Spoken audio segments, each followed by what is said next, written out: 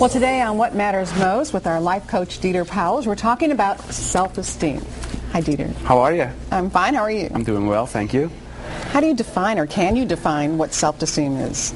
Self-esteem is pretty much the value you put on yourself.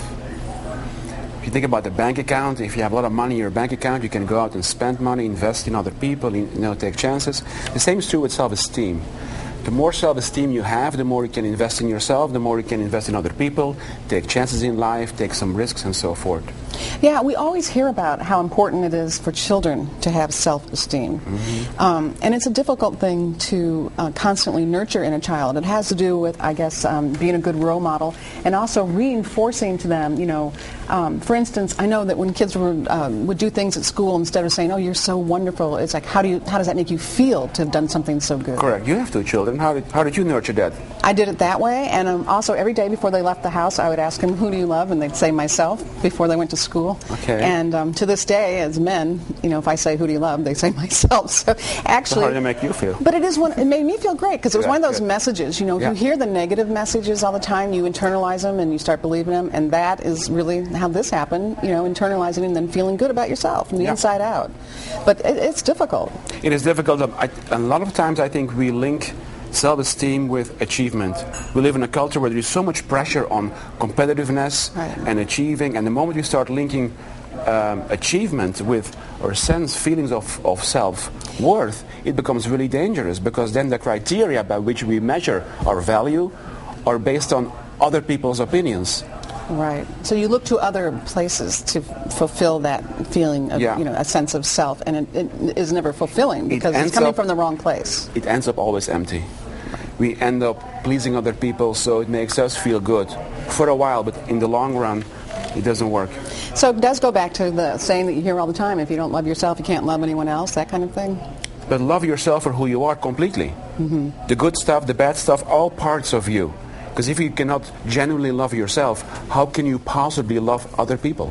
Right. That's why I think it's so early to start in childhood. And if you don't have that sort of gift in your childhood, how do you do that as an adult? And that's a lifelong pursuit. It is something that you're only responsible for. We can nurture it in other people, but ultimately it is something that you have to take ownership of that yourself. Right, and you say taking responsibility is the first part. We say that often, and it applies for self-esteem as well. Yeah, taking full ownership of your life. My mother used to say that we have all been given the most beautiful gift of all is the gift of life. What you do with that gift is completely up to you. No more blaming, no more not blaming other people, letting go of resentment, fear, and that stuff. And living an authentic life. And what do you mean by that? Montana Gray once said that if you live your authentic life, you have no competition.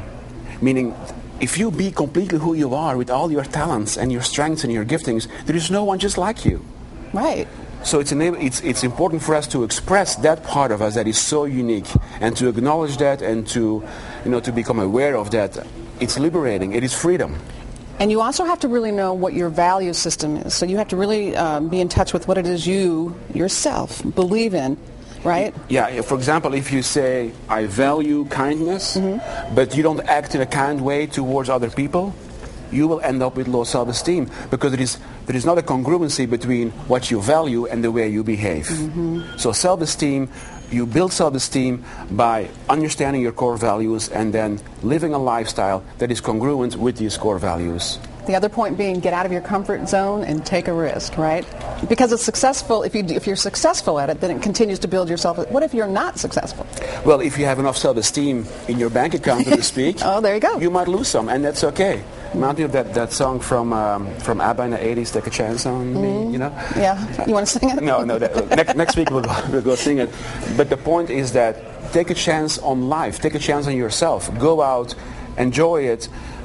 Become fully who you're meant to be, and that's the only way to enjoy it. And there's that saying that, what doesn't kill you makes you stronger, right? Mm-hmm. Yeah. So you are feeling strong. So if you don't succeed, just keep trying again, and eventually, of course, you will. That's the only way to build self-confidence. Right, to get out of that comfort zone. Yeah, because your self-image is, we need to expand these emotional comfort zones, these spiritual, these physical boundaries that we all limit ourselves. I would imagine, as a life coach, it must be difficult to get into the subject of self-esteem with someone. 60% of Americans have low self-esteem.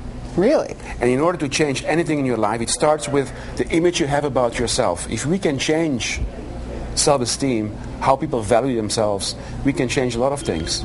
And so when you have somebody that's struggling with that, you kind of have to get back to the basics. Go back to the basics by setting goals. Goals to expand these boundaries that people have put on themselves. Okay, well, thank you so much for helping us understand a little more about self-esteem. And you can go to our website at kpli11.com for more information on Coach Dieter. Well, still ahead, Michael